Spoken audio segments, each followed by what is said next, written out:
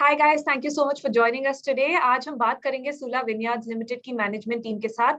Sula एक wine manufacturing and distribution company है. इनका IPO इशू 12 दिसंबर को ओपन होगा और 15 दिसंबर को क्लोज होगा. प्राइस बैंड सेट हुआ है at ₹340 to ₹357 per share. Company इस इशू के थ्रू रुपीज about 960 crore का OFS ऑफर कर रही है. मैं आज बात करूंगी mister Bittu Varghese, Chief Financial Officer Sula Vineyards Limited, and Mr. Chaitanya Rathi, Chief Operating Officer. Mr. Rathi and Mr. Varghese, very nice of you to join us today, and thank you for taking out time from your busy schedule. I'm sure there must be a lot of anticipation in the air before the IPO launch. Thank you, Anchal. Very nice to have you. It's good to have you guys here. So let me start with my first question. Can you give us a brief for all our viewers out there, a small brief of what Sula is and what the journey has been till now? So, Sula is India's #1 wine company. We are very proud of that fact. We have been pretty much synonymous with growth of wine in India. Sula started about 20 years ago when our MD and founder, Mr. Rajiv Samant, came back from California and planted his first vineyards in Nasik. And since then, we have only seen a lot of growth, a lot of excitement around wine. And over the past, last 20 odd years, Sula has been at the forefront of the Indian wine revolution. We have been the ones leading the wine growth in this country, and we would continue to do the same for the next decades to come. Right. So let's talk about the IPO. Can you tell us something about the objective of the issue? So it's 100% OFS. It's 100% offer for sale, as you mentioned. Company is in a very healthy financial position, and hence we are not raising any capital through this IPO, but our shareholders and our partners over the last 10 to 15 years, a lot of them have been very patiently invested and supported Sula. They will be the ones exiting, partially exiting, if I may put it clearly, partially exiting. They will continue to hold a sizable portion even after the IPO. So no shareholder, not a single shareholder, including not a single employee of the company, is actually exiting completely from this IPO. We are all going to continue to remain invested, and we are all going to continue to believe in the wine story over the next decades to come. Right. Mr. Varghese, can you tell us about the logic behind the price band? As we mentioned already, it's set at ₹340 to ₹357 per share. I think the logic is fairly to do with what you got to offer onto the table. The valuation has to be fair, and it has to be fair not just for the outgoing investors, but for the incoming as well. And it is all dependent or decided in consultations with our BRLM as well as the IPO committee. That's probably the logic around it. Right. So could the either of you give us an industry overview? Also, could you tell us about your competition and what kind of competition do you face with the wine, against wine imports? So I'll start. The industry has been growing very strongly over the last, 5 to 10 years, barring obviously a period of COVID where it was every industry had a little bit of a fallback at that point of time.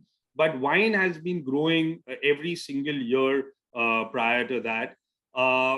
We continue. Technopack, who is a very reputed research agency, has predicted a growth of 24% CAGR over the next 4 to 5 years for the wine industry. Sula, being more than 50% of the wine industry, would be leading the charge on this front. We do believe that Technopack has done this research fairly well, and there is a lot of excitement and opportunity to grow the market over the next few years to come. And that has been our belief throughout this entire journey over the last 2 decades. Right. And what kind of competition do you face? So competition, Sula today, like I mentioned, has more than 50% of the wine market. In fact, in premium and elite wines, which are wines over 700 rupees MRP in Maharashtra, the really good quality wines, Sula has over 60% of the market there.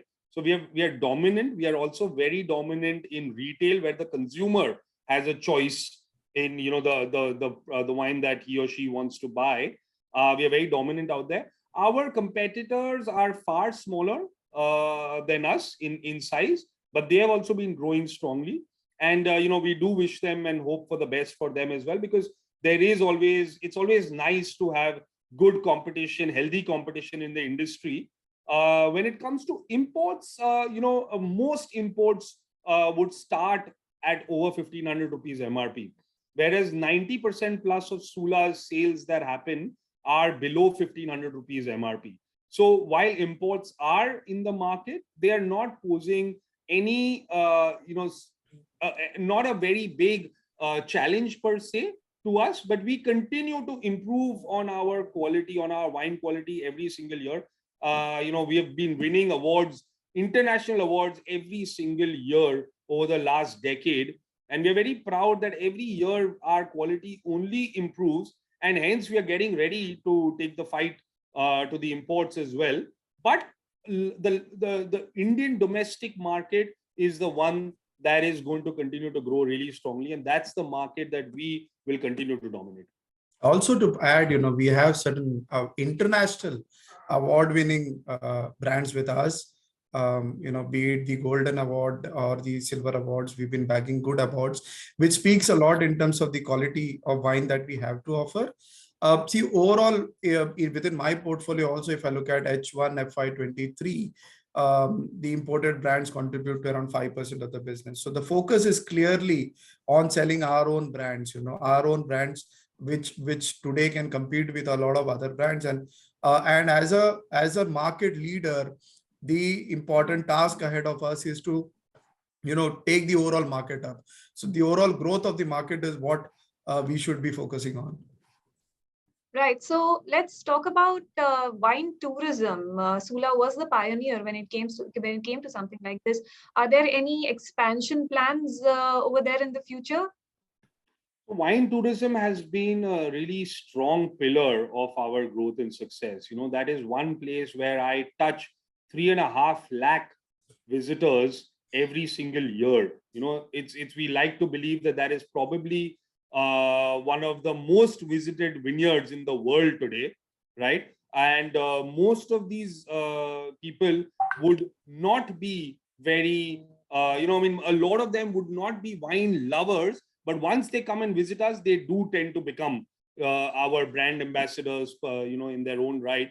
And we've been growing our wine tourism business over the last 15 to 17 years. 2005 was when we started a small tasting room at our vineyards. And today, we have over 70 rooms, a resort out there. We have multiple restaurants. We have multiple wine bars.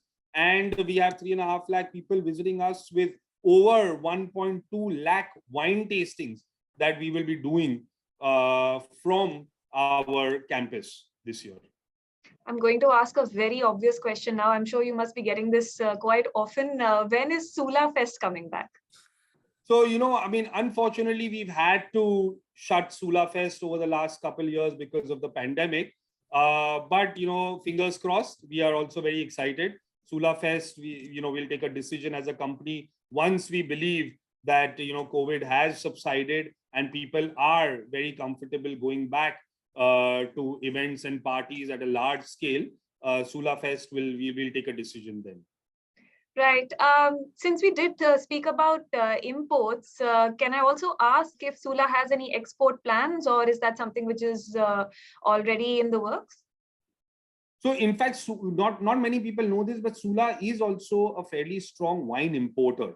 We are importing wines from multiple countries across the world. So we do have an import portfolio as well.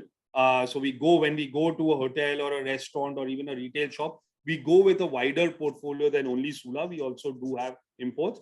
And we also do export to over 20 countries. But if you have to ask me, our single most important focus, it is our own brands in India. We believe India is a very exciting market. It's a huge market. If you look at any major country in this on the globe today, India probably has the lowest per capita wine consumption. So the opportunity for growth in India itself is so huge that I think this is where we are going to continue to focus. Right. And definitely, I'm sure all our viewers would like to know which of your products offers the highest margin for you or has the biggest sales volume. Maybe Bittu, why don't you take that? I think so. Our highest selling brand is Sula Shiraz Cabernet, which in terms of volumes. In terms of margins, of course, our elite brands contribute to the higher margins. Brands which fall under the umbrella of Rasa, the Source, and the Dindori Reserve, these are falling under an elite category. Not just they do offer good margins, but they are also good quality wines for all your viewers to go ahead and try. Right. So just to add one thing to that, like Bittu mentioned, the Shiraz Cabernet is India's single largest selling wine today. And many people tell us that wine alone sells more than our entire next competitor. Right. That sounds quite fascinating. Well, gentlemen, that's all the time that we have for today. And thank you so much for, once again, thank you so much for taking out your time. I'm sure you must be extremely busy these days. All the best for the IPO launch. And we hope to see you soon and speak to you soon regarding the same. Thank you, Anchal. I would just like to close by saying it's December. It's a great month for a wine IPO as well as a glass of wine. So I wish all your viewers all the best and season's greetings from our side as well. All right. Thank you so much. Thank you. Thank you.